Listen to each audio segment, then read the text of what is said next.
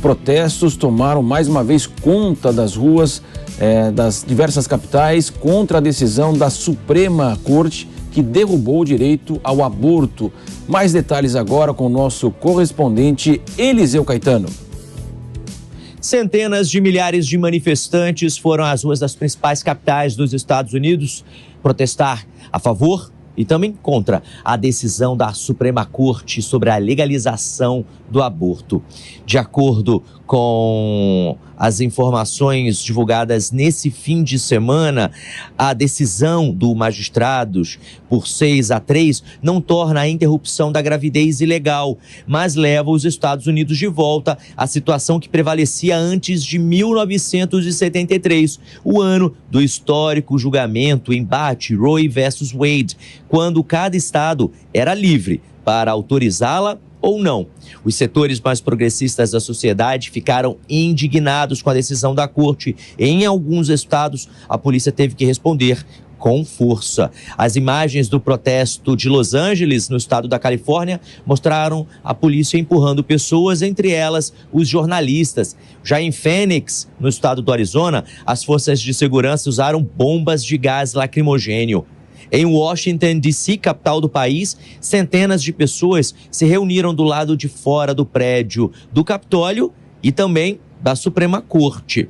O grito mais ouvido foi: "Não é seu útero, não é sua a escolha". Um incidente grave foi registrado em Cedar Rapids, no estado de Iowa. Um motorista acelerou o caminhão em direção a um grupo de mulheres pró-aborto e atropelou as mulheres. Pelo menos uma ficou ferida. O homem fugiu do local sem prestar socorro. Já em Mississippi, do lado de fora de uma clínica de aborto, homens de um grupo pró-vida ameaçaram funcionários. E outros conflitos de menor intensidade entre manifestantes dos dois lados ocorreram em todo o país.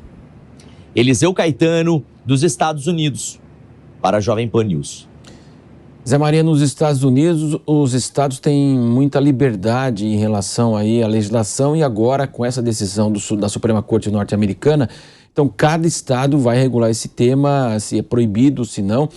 E como você sempre diz, né, Zé Maria, não tem, o poder sempre abre vácuo, não tem vácuo, né?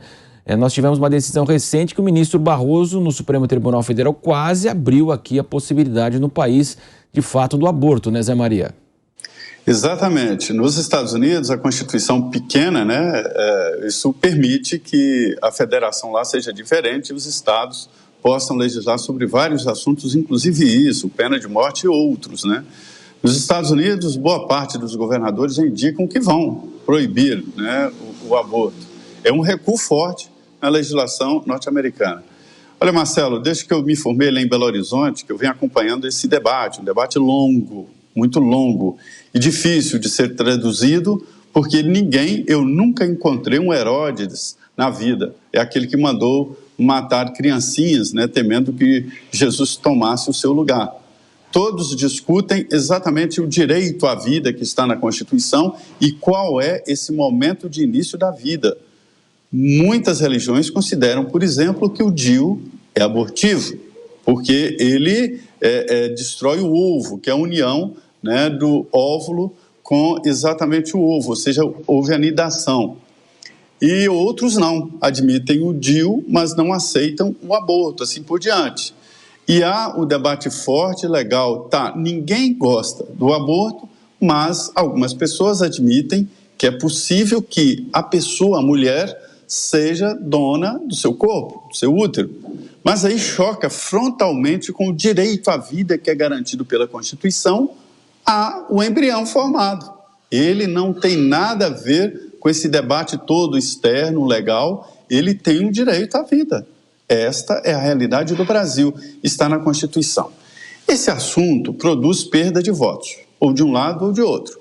Quem entra nesse debate perde de voto, ou de um lado ou de outro. Por isso mesmo o Congresso faz de conta que não é com ele e não legisla sobre esse assunto.